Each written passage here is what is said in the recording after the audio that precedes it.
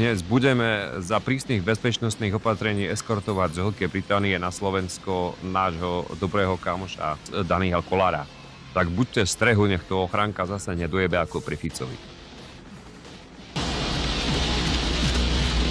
Foxtrot Charlie, sme pripravení na štart.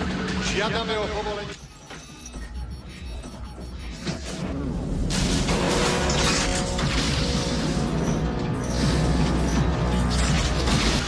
Foxtrot Charlie, oblasť je čistá. Môžete nakladať. Volá sa Bombic, ale hovorí si Dani Kollár.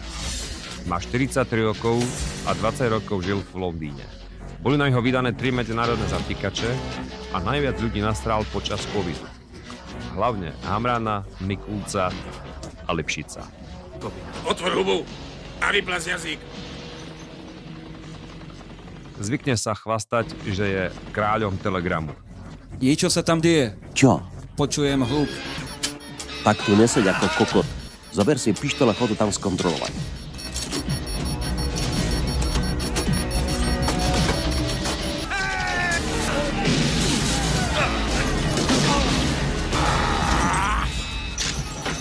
Povieš im, že sme vleteli do turbulencie, ale zvládneme to. Inak ťa zavijem. A budeš si to pilotovať sám. Ty lopata, rob, kurva, čo ti hovorím. Dobre, Dani, dobre. Urobím, čo chceš. Povieš čo i len slovko navyše a toto je tvoj posledný let. A teraz nastav súradnice na Izrael. Dúfam, že si ma pochopil. Zmena kurzu.